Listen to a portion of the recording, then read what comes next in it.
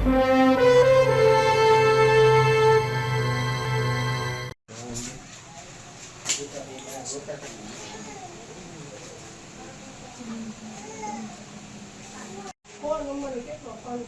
અમને ના હાથે કરીને રાખ્યા હો, હાથે કરીને. હા એમ કીધું રૂપિયા વાળા એટલે એની વાહે બચ્ચા નીકળે.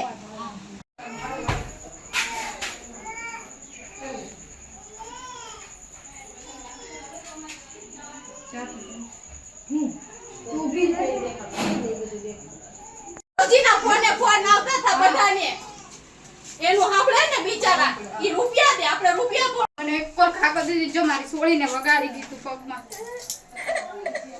તાત્કાલિક પાટો બંધાવીને આવીને હક કાઢી કાઢ્યો, લોહી નીકળતું બંધ નહોતું થતું.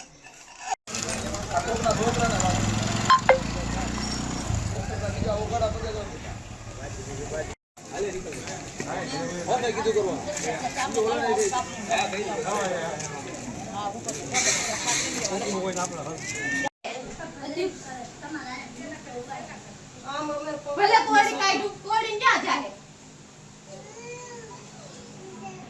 મારી કાઢશું એમ. બેન શું નામ છે તમારું?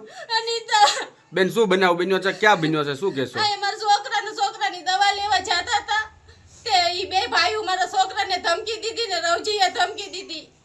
ઈ કે તારું તો આજ મર્ડર જ છે. કોણે એવું કીધું બેન? રવજીના છોકરાએ અજયે ને અભયે. અને ઘરમાં શું કર્યું છે? બધું તોડફોડ કરી કાઢ્યું. મારા સોડીના મેં હુવાવરના પૈસા ભેગા કર્યા હતા, ઈ જ લઈ ગયા ને ચેન લઈ ગયા ને મારું બધું રાસ લઈ ગયા. કેટલા જણા હતા બેન?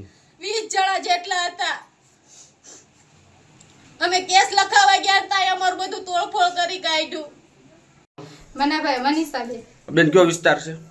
ખેડૂત આજ મફતનગર. શું બનાવ બન્યો છે બેન? મનાભાઈના ચોકમાંથી મારા દાદાનો છોકરો જાતો હતો ને તો એને પૂર્યું ખાઈને કે તારું આજ મર્ડર જ છે કે એને ભાઈને કીધું તો હજી તો એ લોકો દવા લેવા ગયા તો ઘરમાં તોડફોડ કર્યો. મારી માને મારી દાદી કેસ કરવા ગયા ને તો અહીં આવીને બધું તોડફોડ કરી કાઢ્યું. પકડી તોય પકડાતા નહોતા ને ઘરમાં કરીને તોડફોડ જ કરવા માંડ્યા. કેટલા જણા હતા બેન? 20 જણા હતા.